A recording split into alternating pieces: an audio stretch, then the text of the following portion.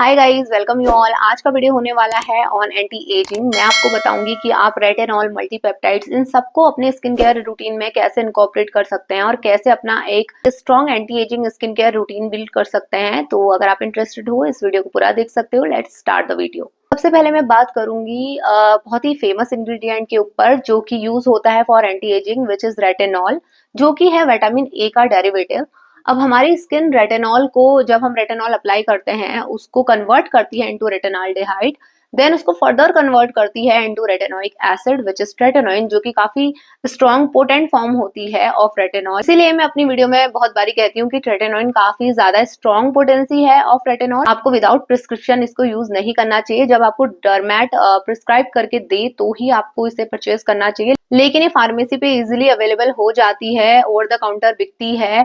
लोग 200 रुपए की ये ट्रेटानॉइन की ट्यूब जो आती है 0.025 कंसंट्रेशन के साथ, इसको खुद ही परचेज कर लेते हैं और अप्लाई कर लेते हैं। उसके बाद उनका स्किन का बैरियर डैमेज हो जाता है। मेरे पास बहुत सारे ऐसे लोग आते हैं, ठीक है, जिनकी एज इवन 20 है, वो भी ट्रेटानॉइन यूज करके मेरे पास आते हैं और बोलते हैं कि हमारी स्किन बहुत ज्यादा खराब हो गई है, हमने ट्रेटानॉइन यूज करना शुरू किया, अचानक से बहुत सारे एक्ने आ गए, स्किन बर्न करने लग गई है और स्किन बहुत ही सेंसिटाइज हो गई है, अब हम क्या करें। तो मैं उनको यही बोलती हूँ कि पहले तो आप लोगों ने डायरेक्टली ट्रेटानॉइन यूज नहीं करना था, करना भी था तो डरमेट की सलाह पे करना था। और फर्स्ट ऑफ ऑल, अगर आप 20 की एज के हैं, 19 की एज के हैं, ठीक है, तो आपको रेटिनॉल की जरूरत है भी नहीं। और आप इतना ज्यादा हाई पोटेंसी में, इतना हाई कॉन्सेंट्रेशन में, आपको लगेगा कि 0.025 ही तो है, राइट, बहुत कम कंसंट्रेशन है, but it is retinoin, it is not retinol. Even retinol भी आपको, अगर आप उस एज ब्रैकेट में फॉल करते हो तो आपको रेटिनॉल भी नहीं यूज करना चाहिए। फर्स्ट ऑफ ऑल, आपकी एज अगर 25 है, 25 से ऊपर आप हो, तो आपको रेटिनॉल इनकॉर्पोरेट करने चाहिए। मैं हमेशा अपनी वीडियोस में कहती हूँ, अगर आपकी एज 25 है या आप उससे ऊपर हो तो ही आपको रेटिनॉल अपने स्किन केयर में इनकॉर्पोरेट करने चाहिए। तो अगर आपकी स्किन बहुत ज्यादा सेंसिटिव है, कुछ भी लगाने से एकदम रिएक्ट हो जाता है और आपको रेटिनॉल ट्राई आउट करना है, तो सबसे कम कंसंट्रेशन में आप यूज करो। आई थिंक दी ऑर्डिनरी का आता है 0.2% का रेटिनॉल सीरम, और उससे भी ज्यादा कम कंसंट्रेशन का आई थिंक फॉक्सटेल का आता है, जहां तक मुझे याद है, यहाँ पे मैं लगा दूंगी, ठीक है। उनकी कंसंट्रेशन आई थिंक 0.1 के आसपास है। उससे आप ट्राई आउट करना शुरू कर सकते हो। लेकिन अगर इतनी ज्यादा सेंसिटिव स्किन नहीं है, आपको कॉन्फिडेंस है, हाँ मैं 0.2 या 0.3 से शुरू कर सकती हूँ, जैसे मेरी सिस्टर ने किया था, पहले 0.3 से उन्होंने शुरू किया था, जो कि आता है बाय द मिनिमलिस्ट। और उसके बाद 3-4 महीने उसको यूज करने के बाद मैंने उनको सजेस्ट किया था टू यूज 0.6 कंसंट्रेशन, जो कि अगेन मिनिमलिस्ट का आता है, मेरे पास यहाँ पे रखा हुआ भी है। मैं रेटिनॉल यूज नहीं करती हूँ। मैंने बहुत बार अपनी वीडियोस में कहा है कि मैं सिर्फ पेप्टाइड सीरम यूज करती हूँ, और भी कुछ कुछ चीजें मैं एंटी एजिंग के लिए यूज करती हूँ, बट रेटिनॉल मैं यूज नहीं कर पाती हूँ क्योंकि मेरी स्किन को बिल्कुल भी सूट नहीं करता है। तो ये है मिनिमलिस्ट का 0.6, मैं यहाँ पे लगा दूंगी, ठीक है। ये है मिनिमलिस्ट का 0.6 वाला जो रेटिनॉल आता है। और मेरी सिस्टर ने पहले 0.3 वाला रेटिनॉल यूज किया था, देन उन्होंने 0.6 में स्विच किया था।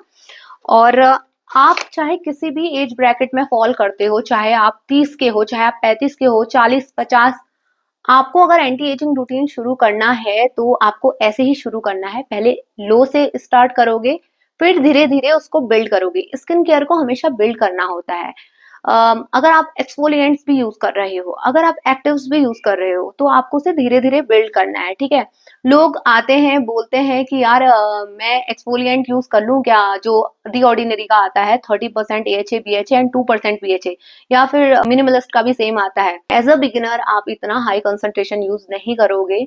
अगर करोगे तो बैरियर खराब हो जाएगा, फिर आपको मैं भी नहीं बचा सकती हूँ, आपको डर्मेट बचाएंगे, वो भी आराम से 1-2 साल का पूरा ट्रीटमेंट आपका लगेगा। तो ऐसी गलती नहीं करनी है। एकदम से हाई कंसंट्रेशन में कोई भी स्किन केयर आपको अपनी स्किन पे अप्लाई नहीं करना है, ठीक है। तो जब आप रेटिनॉल को इस तरीके से बिल्ड करोगे, ठीक है, थोड़े थोड़े लो कंसंट्रेशन के बाद, धीरे धीरे आप स्विच कर सकते हो ग्रैन एक्टिव रेटिनॉइड में।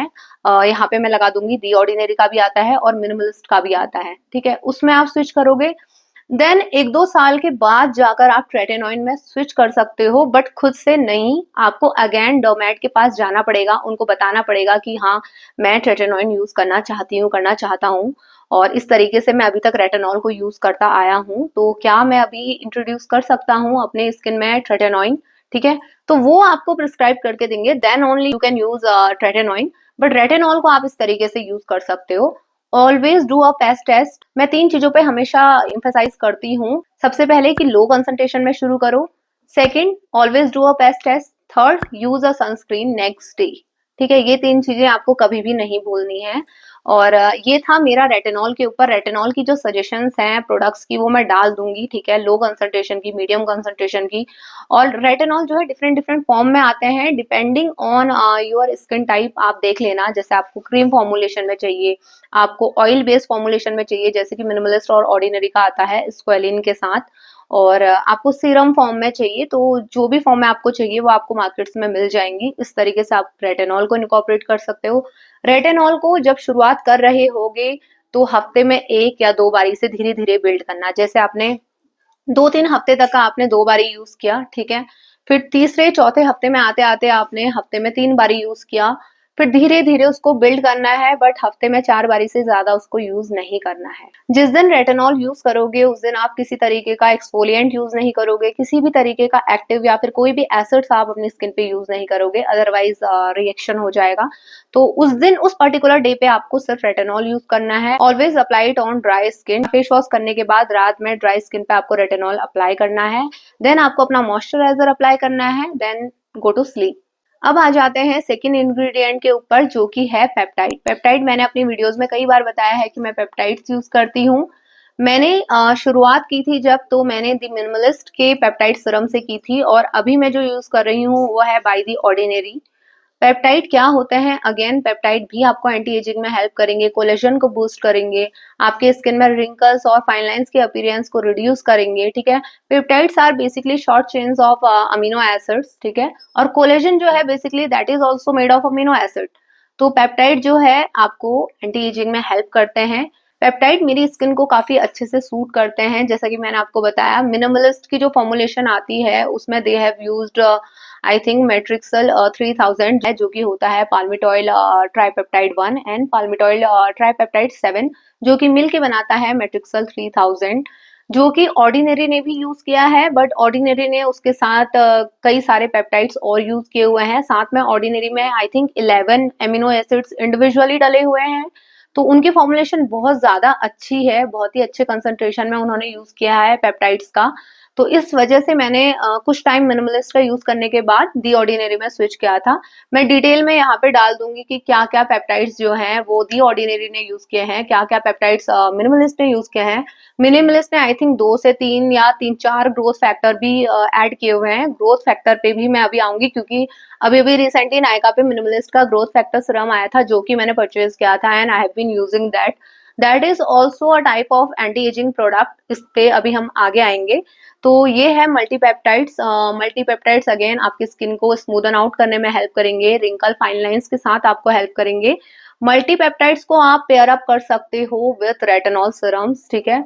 आप पहले मल्टीपेप्टाइड लगाना फेस वॉश करने के बाद, देन आप लगाना रेटिनॉल, फिर उसके बाद आप अपना मॉइस्चराइजर अप्लाई करना, then you can go to sleep.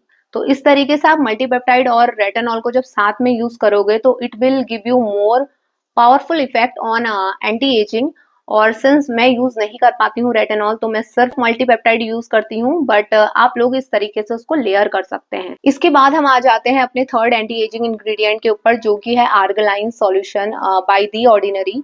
और जो मैंने आपको अभी मल्टीपेप्टाइड सीरम बताया था ना, दी ऑर्डिनरी का जो मैं यूज करती हूँ, उसमें भी आर्गलाइन है। ये वाला जो सीरम मैं यूज करती हूँ यहाँ पे लगा दूंगी, इसमें भी आर्गलाइन है। और इसको भी आप यूज कर सकते हो अगर आपको आर्गलाइन यूज करना है तो। लेकिन नायका पे ये काफी पहले लॉन्च हो चुका था। आई थिंक मैंने ये 7-8 महीने पहले खरीदा था जब ये नायका पे लॉन्च हुआ था आर्गलाइन सॉल्यूशन। इससे पहले ये नहीं मिलता था इंडिया में, तो मैंने तब से इसको यूज करना शुरू किया। आर्गलाइन के बारे में मैं आपको बता दूं, इसको बोला जाता है बोटॉक्स इन अ जार। ऐसा इसलिए बोला जाता है क्योंकि ये आपको बोटॉक्स वाले इफेक्ट देता है। नाउ आपको कुछ इंजेक्ट नहीं करना है अपनी स्किन पे, टॉपिकली ही हम इसको अप्लाई कर रहे हैं, लेकिन जो इफेक्ट मिलेगा वो बोटॉक्स वाला मिलेगा, but that will be temporary. जैसे सपोज कि मेरे यहाँ पे लाफ लाइन है, ठीक है, तो उस लाफ लाइन को मुझे टेम्पररी स्मूदन आउट करना है, तो मैं आर्गलाइन सॉल्यूशन अप्लाई करूंगी, ठीक है। फॉर फ्यू आवर्स ऐसा लगेगा कि मेरी वो जो लाइन है वो चली गई है, but obviously that will be temporary for few hours only. तो इस तरीके का इफेक्ट आपको मिलेगा, बट ऐसा नहीं है कि सिर्फ टेम्पररी ही इफेक्ट मिलेगा। अगर आप इसको कंसिस्टेंटली अपने स्किन केयर रूटीन में ऐड करोगे तो ये जो हमारी एक्सप्रेशन लाइंस आती है ना, लाइक लाफ लाइन और क्रोस फीट वगैरह आते हैं, ठीक है, आईज के यहाँ पे जो रिंकल्स आते हैं क्रोस फीट बोलते हैं उनको, तो ये सारी चीजें बहुत ही स्लो हो जाएंगी, ठीक है। स्पेशली जो नई एक्सप्रेशन लाइंस आएंगी वो स्लो हो जाएंगी। जो एग्जिस्टिंग एक्सप्रेशन लाइंस है आपके फेस पे, चाहे वो लाफ लाइन हो, चाहे वो क्रोस फीट हो, चाहे आपकी नेक लाइन हो, वो टेम्पररी उनमें थोड़ा रिलैक्सेशन देखने को मिलेगा। Basically it's a neuro transmitter peptide जो कि हमारे ब्रेन को सिग्नल भेजता है टू रिलैक्स। तो हमारी ये जो लाइंस हैं जो कि बिना एक्सप्रेशन दिए भी दिखती हैं, तो वो इससे थोड़े टाइम के लिए रिलैक्स हो जाती हैं। ये वाला इफेक्ट आपको आर्गलाइन सॉल्यूशन से देखने को मिलेगा। तो I have been using this one also. इसके लॉन्ग टर्म में बहुत अच्छे आपको एंटी एजिंग के इफेक्ट्स देखने को मिलेंगे। नाउ आर्गलाइन को आप लोग पेयर अप कर सकते हो अपने मल्टीपेप्टाइड एंड रेटानॉल के साथ। पहले आप आर्गलाइन अप्लाई करोगे क्योंकि इसकी जो कंसिस्टेंसी है वो काफी थिन होती है, इट्स जस्ट लाइक वाटर। तो पहले आप आर्गलाइन सॉल्यूशन अप्लाई करोगे, देन आप अप्लाई करोगे अपना मल्टीपेप्टाइड सीरम, और उसके बाद आप अप्लाई करोगे रेटानॉल सीरम, और उसके बाद आप अप्लाई करोगे moisturiser. Next up I have the EGF solution by the ordinary, और ये रिसेंटली नायका पे आया है और मैंने इसको आते ही ट्राई आउट कर लिया था। मैं आपको दिखा देती हूँ, ये भी मेरे पास है। एंड ग्रोथ फैक्टर अगेन, ये भी अमीनो एसिड से ही बने होते हैं। तो आप बोलोगे कि यार पेप्टाइड सीरम यूज कर रहे हैं ऑलरेडी, ठीक है, these are also short chains of amino acid. Now EGF क्यों इंक्लूड करना है, मैं आपको ऑप्शंस बता रही हूँ आप क्या क्या यूज कर सकते हो अपने एंटी एजिंग के लिए। Depending on your skin type, your age, आप उस तरीके से लेयरिंग कर सकते हो, उस तरीके से चूज कर सकते हो पर्टिकुलर एंटी एजिंग प्रोडक्ट को। ये है EGF solution by the ordinary. इसमें है अराउंड 53 अमीनो एसिड्स, ठीक है।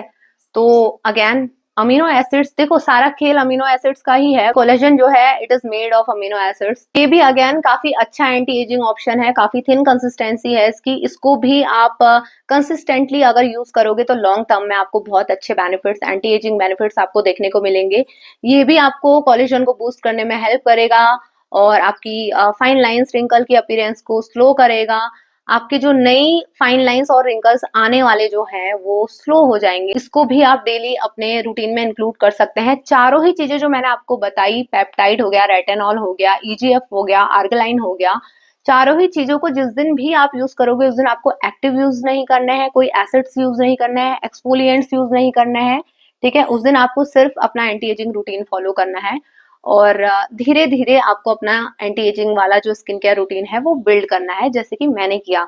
अगर आपको कोई चीज सूट नहीं होती है, फॉर एग्जाम्पल मुझे रेटानॉल सूट नहीं होता है, मुझे मल्टीपेप्टाइड सूट होता है, तो मैंने मल्टीपेप्टाइड से अपना स्किन केयर रूटीन को जो है बिल्ड करना शुरू किया, ठीक है। तो इस तरीके से आप भी अपना skin care routine for anti ageing build कर सकते हैं। आई होप इस वीडियो ने आपको थोड़ा बहुत हेल्प की होगी। अगर आप लोगों को कोई डाउट या कोई क्वेरी है तो आप मुझे कमेंट सेक्शन में रीच आउट कर सकते हैं, वहां पे मैं आपको आंसर कर दूंगी। Thank you so much for watching this video. मिलते हैं नेक्स्ट वीडियो में, तब तक के लिए बाय बाय।